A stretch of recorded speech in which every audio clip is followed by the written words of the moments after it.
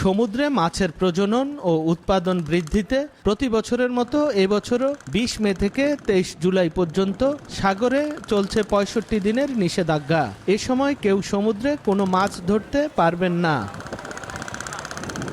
অথচ চলমান নিষেধাজ্ঞার মধ্যেই সাগর থেকে ৩০ মণ ইলিশ নিয়ে ১৯ জুন ভোলার চরফেশনের সামরাজ ঘাটে আসে এফবি ইশরাত নামের একটি ট্রলার। ঘাটে আসা সব ট্রলারেই ২০ থেকে ৪০ মণ করে ইলিশের পাশাপাশি অন্যান্য সামুদ্রিক মাছ ছিল।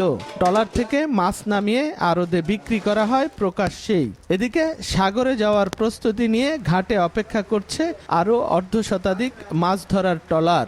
স্থানীয়রা জানান, নিষেধাজ্ঞা শুরু থেকেই সামরাজ, পাঁচকপাট, কচ্ছপিয়া, বকশী ও মনপুরার বিভিন্ন ঘাট থেকে এসব ট্রলার নিয়মিত সাগরে যাওয়া আসা করছে। এমনকি নিষেধাজ্ঞার কোনো প্রভাব দেখা যায়নি ঘাটগুলোতে। তবে পরিবারের প্রয়োজনেই নিষেধাজ্ঞা অমান্য করে সাগরে যাওয়ার কথা জানান জেলেরা। এখন জন্ম সনদ দিয়ে খোলো বিকাশ স্টুডেন্ট অ্যাকাউন্ট। নিজের বিকাশ নিজে কর। ৫ লাখ টাকা মতো খরচ গেছে, ১০ লাখ টাকার মাছ হইবার। আদা দিয়ে খাইছি, মোটামুটি আমার বাজার খরচ হয়েছে। এই মানে সাগর সিঙ্গেলে বাজার চলে, এই জন্য আমরা চলে আসছি। কাজে বাচ্চা আছে, আর আমি তো অনেক কর্ম, এই ছাড়া কোনো কিছু নাই, এইটাই কর্ম। হালকা হালকা ধাক্কা ধাক্কা যে বাতাস আছে, এগুলির মধ্যে অনেক টিকতে পারে না।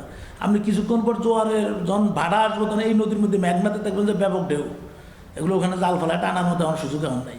সরকারি নির্দেশনা অমান্য করা হলেও তেমন তৎপরতা নেই সংশ্লিষ্ট বিভাগগুলোর। এ নিয়ে ব্যবস্থা নেয়ার গতানুগতিক আশ্বাস মৎস্য বিভাগের। আমাদের সামুদ্রিক মৎস্য আইনে ২০২০ অনুযায়ী যে কার্যকরী পদক্ষেপ যেটা, এটা আমরা তাদের বিরুদ্ধে নেব যদি কেউ লুকিয়ে যায়। ইতিমধ্যে আমরা কোস্টগার্ডের সাথে কথা বলেছি, আমাদের জেলা প্রশাসন এবং পুলিশ বিভাগও সোচ্চার রয়েছে, আমরা তাদেরকে আটক করব।